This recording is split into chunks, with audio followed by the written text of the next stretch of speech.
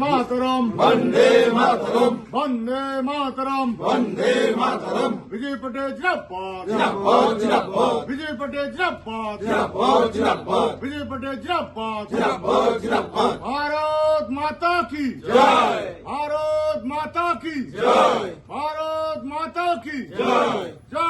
রাজ্যের রাজনৈতিক মহলে আবারও জোর চর্চা। তৃণমূল কংগ্রেসের বিরুদ্ধে চুরি ও দুর্নীতির অভিযোগ তুলে দল বদলের ঘটনার সামনে এলো কোচবিহার জেলার মেখলিগঞ্জ বিধানসভা এলাকায়।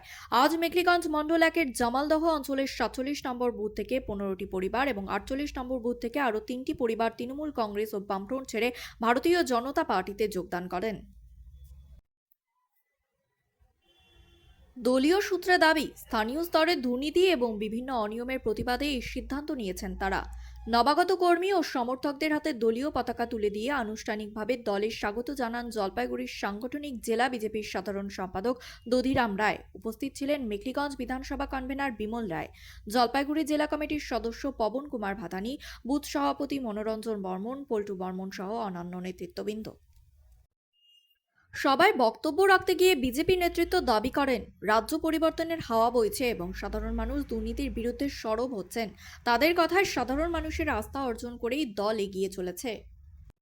অন্যদিকে স্থানীয় রাজনৈতিক মহলে এই দলবদলকে ঘিরে শুরু হয়েছে জোর আলোচনা। যদিও তৃণমূল বা বামফ্রন্টের পক্ষ থেকে এই বিষয়ে আনুষ্ঠানিক কোনো প্রতিক্রিয়া এখনও সামনে আসেনি।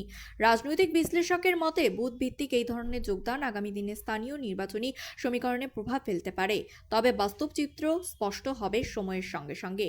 এই মুহূর্তে মেখলিগঞ্জের রাজনৈতিক পরিস্থিতি কোন দিকে মোড় নেয় সেই দিকেই নজর রয়েছে সবার। নতুন আপডেট পেতে আমাদেরই সঙ্গে। জামালদহ অঞ্চলের 13 নম্বর শক্তি কেন্দ্রে 47 নম্বর বুথে আজকে তৃণমূল কংগ্রেস এবং বামফ্রন্ট ছেড়ে 15টি পরিবার আজকে ভারতীয় জনতা পার্টিতে যোগদান করে এবং আগামী দিনে ভারতীয় জনতা পার্টির হয়ে তারা ভারতীয় জনতা পার্টির পরিবারের সদস্য হয়ে সমস্ত আন্দোলন কর্মসূচিতে যোগদান করবেন। কি কারণে জয়েনিং করলেন তারা? দেখুন, গোটা পশ্চিমবাংলায় এখন যা পরিস্থিতি চলছে এবং এই এলাকার মানুষ সবাই জানেন যে জামালদায় পরপর ঘটে যাওয়া 2টি ঘটনা, 11 বছরের একটা শিশুকন্যা তার একটা ঘটনা ঘটে গেল, তার কয়েকদিন পরেই একই পাড়ায় মাধ্যমিক দেওয়া একজন মেয়ে মাধ্যমিক পরীক্ষার পরের দিনে তাকে আত্মহত্যা করতে হলো এই জেহাদিদের দ্বারা। এবং যে ধর্ষক এবং যারা নির্যাতন করছে তাদের পক্ষে হচ্ছে এই সরকার তৃণমূল কংগ্রেসের। তাই আজকে মানুষ তৃণমূল কংগ্রেস ছেড়ে বিভিন্ন রাজনৈতিক দল ছেড়ে ভারতীয় জনতা পার্টিতে তারা যোগদান করছে। আজকে যোগদান প্রোগ্রাম হলো 48 নম্বর বুথে, একটু আগে 47 নম্বর বুথে জয়েনিং প্রোগ্রাম হলো। তো এই জয়েনিং প্রোগ্রাম সম্পর্কে আপনি কি বলবেন?